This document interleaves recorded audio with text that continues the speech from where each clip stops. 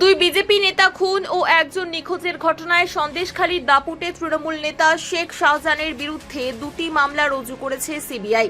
নাম আছে আরও এক প্রভাবশালী নেতা ফিরোজ কামাল গাজী ওরফে বাবু মাস্টারের। এতে খুশি নিহতদের পরিবারের সদস্যরা। সকলের আশা দীর্ঘ প্রতীক্ষার পর এবার সুবিচার মিলবে। মহামান্য কলকাতা হাইকোর্টের উপর সম্পূর্ণ ভরসা ছিল।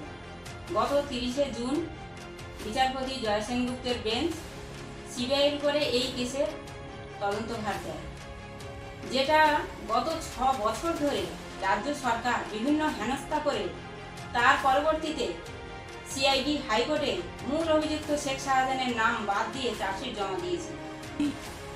2019-এ লোকসভা ভোটের পর ভালো নেতৃত্ব দিয়ে প্রদীপদা ভালো দক্ষ সংগঠক ছিলেন বিজেপির, নেতৃত্ব দিয়ে সন্দেশখালী 3 নম্বর মণ্ডলে বিজেপির ভালো রেজাল্ট হয়। তারপরেই হত্যালীলা, শাহজাহান শেখের হত্যালীলা শুরু হয়।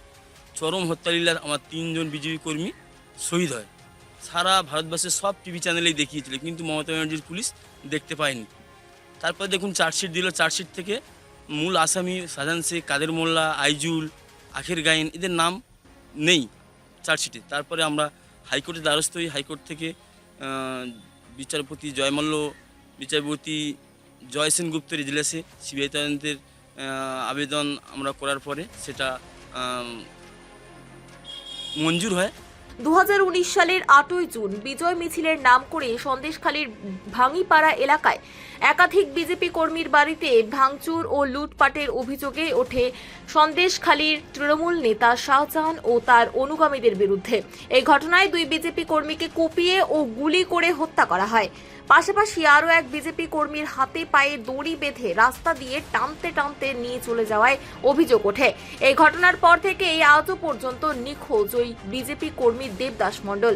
এই ঘটনায় সিআইডিকে তদন্তের ভার দিয়েছে কলকাতা হাইকোর্ট। সন্দেশখালীর তৃণমূল বিধায়কও বলেছেন, তদন্ত করে দোষীদের সাজা হোক, এটা তিনিও চান। হাইকোর্টের নির্দেশে ভাঙিপাড়ায় তদন্ত হচ্ছে। আমরা মনে করি হাইকোর্ট তার নিরপেক্ষ তদন্ত হবে। যারা প্রকৃত অপরাধী তারা নিশ্চয়ই সাজা পাবে, এটা সবাই চাই। তো এফআইআর হয়েছে শুনেছি, কিন্তু কারা জড়িত বা কীভাবে জড়িত সেটা নিশ্চয়ই নিরপেক্ষ তদন্ত হবে, কারণ তৃণমূল কংগ্রেসের একজন কর্মী মারা গেছিল। ফলে তদন্ত প্রক্রিয়া সঠিকভাবে হোক, আমিও চাই তদন্ত হোক। মৃত বিজেপি কর্মীদের পরিবারের অভিযোগ, সিআইডি প্রধান অভিযুক্ত শেখ শাহজাহান, আব্দুল কাদের মোল্লা সহ একাধিক তৃণমূল নেতা কর্মীদের নাম চার্জশিট থেকে সরিয়ে দেয়। সিবিআই সিট গঠন করে তদন্ত শুরু করছে। শেখ শাহজাহানের বিরুদ্ধে 2টি মামলা রুজু করেছে সিবিআই।